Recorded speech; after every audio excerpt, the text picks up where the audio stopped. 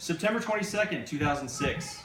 Reggie Shaw, who was 19 years old at the time, was driving his Chevy Tahoe on Highway 30 between Tremonton and Logan, Utah, headed to work at about 6:30 in the morning.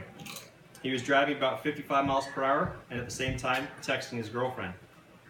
This caused his vehicle to drift ever so slightly into the left lane, across the center line, and into the lane of oncoming traffic. Reggie was nearly involved in a head-on collision with a small Saturn sedan, traveling the opposite way. In it were Jim Furfaro and Keith Odell, two engineers who worked for Thiokol, now Orbital ATK, which is a supplier of propulsion systems for NASA and the Department of Defense. These men were rocket scientists. Reggie did not collide with these men head-on, but swiped their vehicle, and he pulled off to the side of the road after. Had he collided head-on, he probably would have been seriously injured, as are most people in head-on collisions, especially at speeds of 55 miles per hour. But Reggie was unscathed. However, upon contacting the Saturn, Reggie's vehicle caused the engineers, Jim Furfaro and Keith Odell's vehicle, to be pulled into Reggie's lane behind him, sending him at a near perpendicular angle into oncoming traffic. Traveling behind Reggie at approximately the same speed was John Kaiserman. John's a farrier, and he was driving a large pickup truck with a horse trailer full of equipment in tow. John was unable to brake or swerve his vehicle and broadsided the small car that held Furfaro and Odell. It's doubtful that any person wearing any amount of safety equipment would have survived such an impact. Kaiserman's pickup collided with the passenger side of a small Saturn, entered the frame of the Saturn, and pushed it into the roadside ditch. Jim Furfaro and Keith Odell, both fathers, both husbands, were killed instantly. Jim and Keith both leave their own legacy behind as memories told by their wives and their children and their co-workers. But what of the legacy of Reggie Shaw? Distracted driving, and specifically texting while driving, has been recognized as a public health issue by the CDC, the World Health Organization, and the American Public Health Association, among others. The word epidemic has been used to describe the trend of texting-related auto fatalities.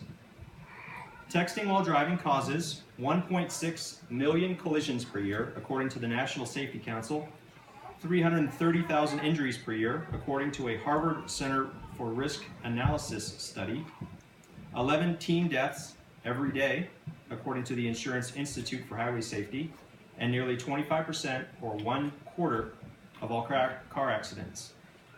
Texting while driving is about 6 times more likely to cause a collision than driving under the influence. Texting while driving is the same as driving after 4 beers, according to the National Highway Traffic Safety Administration. Texting while driving is the #1 distraction of teen drivers. From a 2013 Virginia Transportation Institute study, text messaging increased the risk of a crash or near crash by 2 times and resulted in drivers taking their eyes off the road for 5 seconds at a time, for an average of 23 seconds total. From distraction.gov, the official U.S. government website for distracted driving, quote, "Distracted driving is any activity that could divert a person's attention away from the primary task of driving. All distractions endanger driver, passenger, and bystander safety. These types of distractions include texting, using a cell phone or smartphone, eating and drinking, talking to passengers, grooming, reading, including maps, using a navigation system, watching a video, or adjusting a radio, CD player, or MP3 player. But because text messaging requires visual, manual, and cognitive attention from the driver, it is by far the most alarming distraction. A cognitive distraction would be anything that takes your mind off of the road, using your brain for other processes rather than recognizing, identifying, evaluating, judging, and responding to your driving situation. This does not make you blind. In fact, studies show that a cognitively distracted driver will see everything on the road that a non-distracted driver will see, but they will not recognize it, they will not evaluate it as a possible hazard, and they will not remember it. A manual distraction is obviously anything that takes your hands away from the controls of the vehicle. It slows reaction times and hinders overall control of the vehicle. A visual distraction takes your eyes away from the road. This can be something as necessary as checking your speed or checking your mirrors. Or also it could be looking at passengers, roadside objects, or the radio. Texting requires your hands, your eyes, and most importantly, your brain. When reading a text, our minds will make the reading and comprehension of the text the primary task, requiring the majority of our cognitive function. This makes driving a secondary or even tertiary function. Looking at and reading a text is therefore the same as taking one or both hands off the wheel, closing your eyes, and thinking about something other than driving. And we do this by choice. This is a conscious decision. Would you drive down 2nd Street at 35 miles per hour, cover your eyes with one hand, and try to recite, say, the Pledge of Allegiance for 5 seconds? What can we do? Remember, texting and driving is a conscious decision. It is a choice we make. Choose to leave your phone alone. One can argue that a drunk driver may not know that they are impaired because they've had as little as one drink, or a drunk driver is so impaired they're lacking the better judgment that keeps them from behind the wheel.